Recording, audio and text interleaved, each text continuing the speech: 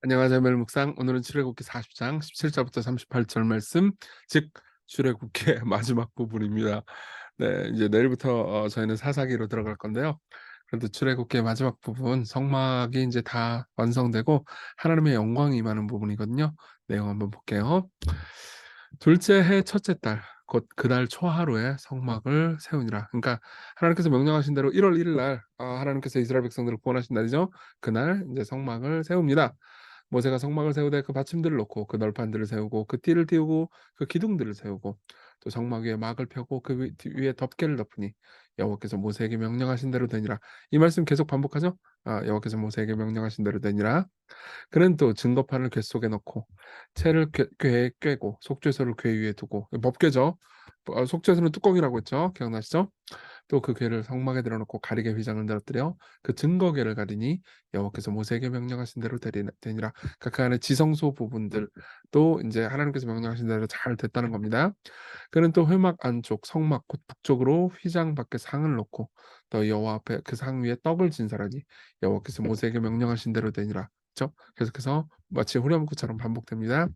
그는 또 회막 안 곧 성막 남쪽에 등잔대를 놓아 상과 마주하게 하고 또 여호와 앞에 등잔대에 불을 켜니 여호와께서 모세에게 명령하신 대로 되니라. 그가 또 금향단을 회막 안 휘장에 두고 그 위에 향기로운 향을 사르니 여호와께서 모세에게 명령하신 대로 되니라.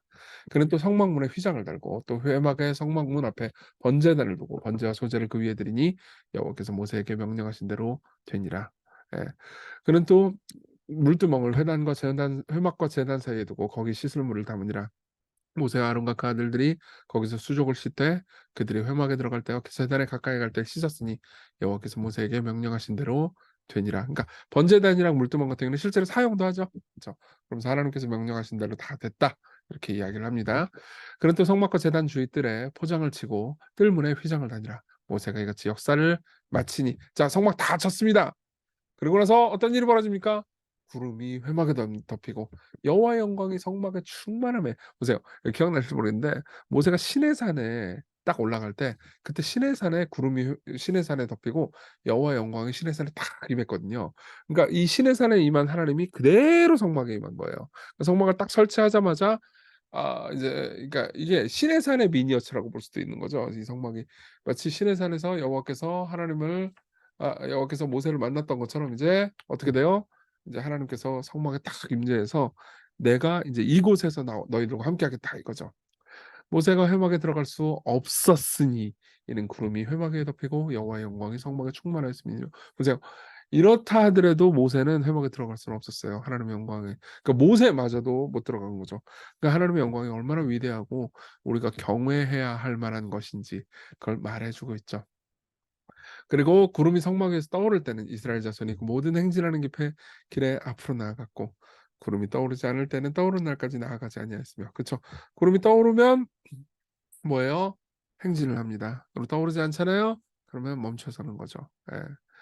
낮에는 여호와의 구름이 성막 위에 있고 밤에는 불이 그 구름 가운데 있음을 이스라엘 온 족속이 그 모든 행진하는 길에서 그들의 눈으로 보았더라. 그러니까 하나님께서 이제 그들과 함께 하십니다. 여러분 기억나실지 모르겠는데요. 이스라엘 백성들이 범죄하고 나서 모세가 회개하니까 하나님께서 이렇게 말씀하신 적이 있어요. "그래, 너네들 가나안 땅에 가라. 근데 나는 너희들과 함께 하지 않겠다." 이렇게 말씀하신 거 기억나나요? 그러니까 모세가 울며 불며 또 하나님께 기도하죠. 그러니까 하나님께서 어떻게 하시죠? 결국은 "임재하겠다." 하면서 성막을 지으라고 하시죠. 그리고 성막을 짓고 나서 어떻게 되죠? 실제로 최종적으로 하나님의 용서가 임한 겁니다. 하나님께서 그들과 함께 하세요. 예. 이게 바로 인제 이 성막의 이야기의 끝입니다. 이건 참 소망이 되는 이야기예요. 왜 그럴까요? 창세기 초반부는요. 하나님께서 아담과 함께 하셨는데 아담이 죄를 범해서 하나님께서 그들을 떠나게 하시고 쫓겨났고 하나님과의 거리가 생겼지만 이제 하나님께서 아브라함을 부르셔서 함께 하시고, 함께 하시고, 함께 하시고 그러다가 이스라엘 백성들을 주시고 그 이스라엘 백성들과 결국은 또 함께 하신다라는 스토리잖아요. 그쵸? 죄 때문에 망가진 인간을 하나님께서 결국 회복시키신다. 그들과 하나님께서는 함께 하고 싶어 하신다. 예. 이걸 깊이 생각해 보십시오. 예. 자, 그리고 적용해 봅시다. 첫 번째, 하나님의 인도를 구하면서 살아가는 겁니다. 특별히 여러분이 36절부터 38절을 좀 주목했으면 좋겠는데요. 구름이 떠오르면 가고 또 구름이 떠오르지 않을 때는 나아가지 아니하고 여호와의 구름이 성막 위에 있고 밤에는 불이 그 구름 가운데 있음을 이스라엘 온 족속이 그 모든 행진하는 길에서 그들의 눈으로 보았다. 요걸 생각해 보십시오. 하나님께서 그들 가운데 결정을 하셨어요, 있기로. 그죠? 그들이 가을 때 멈춰야 될 때를 결정하시죠. 하나님의 백성은 늘 저와 여러분들도 마찬가지입니다. 삶을 충실하게 살아가는 거예요. 매일 하나님 구름이 안 떠오르잖아요. 그럼 어떻게 해요? 그냥 거기 텐트 치는 곳에서 그냥 먹고 살고 일하고 서로 사랑하고 하나님께 예배하고 충실히 주어진 삶을 사는 거죠. 그러다가 구름이 떠오르면 어떻게 돼요? 같이 진을 치고 이동을 합니다. 우리도 똑같아요. 일상을 살아가십시오. 예. 오늘 뭔가 구름이 안 떠오르고 하나님의 인도가 안 보이는 것은 그냥 여러분들이 일상을 살아가는 하나님의 가르침, 인도예요. 예. 그리고 매일 하나님을 따르는 거죠. 그리고 주님 말씀하시면 내가 나아가고 주님 뜻이 아니면 멈춰 서는 겁니다. 예.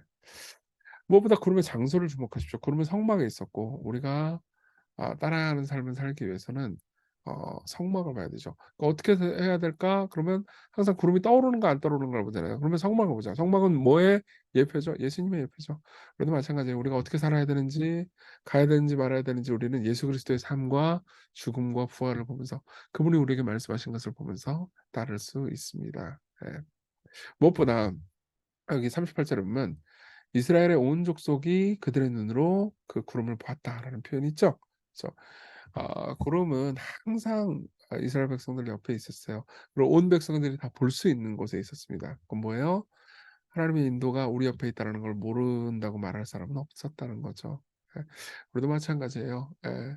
하나님의 말씀이 우리에게 있고 예수 그리스도를 하나님께서 우리에게 보여 주셨습니다. 마찬가지로 우리도 하나님께서 우리와 함께 하신다는 것을 늘 의식할 수 있게 되는 거죠. 그리고 하나님의 은혜를 바라보면서 살아가는 겁니다. 이거 보면요.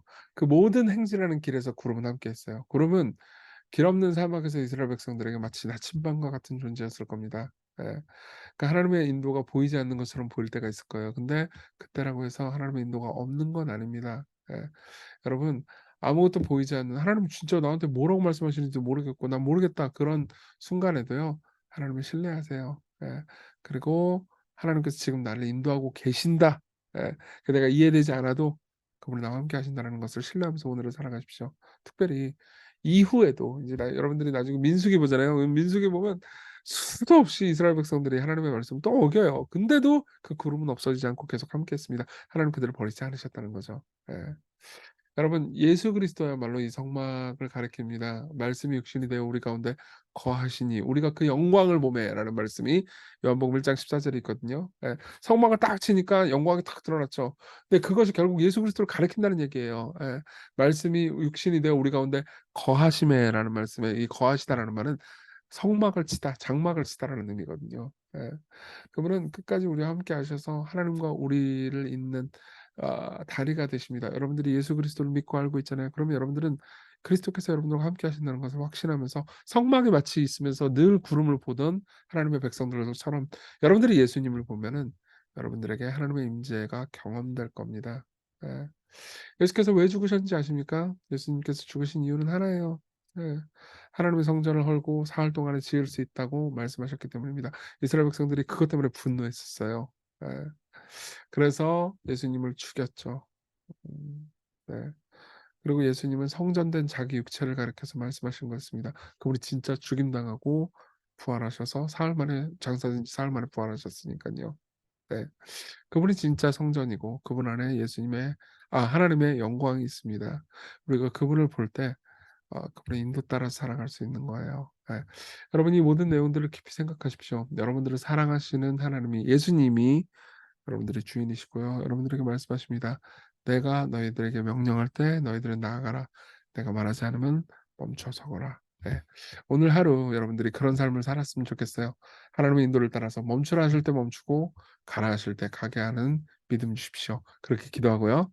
우리가 때로 방황할지라도 결코 우리를 버리지 않으시고 우리와 늘 함께 하시는 이스라엘 백성들과 구름이 함께했듯 하나님을 신뢰하면서 오늘을 살게 하소서. 우리 같이 기도합시다.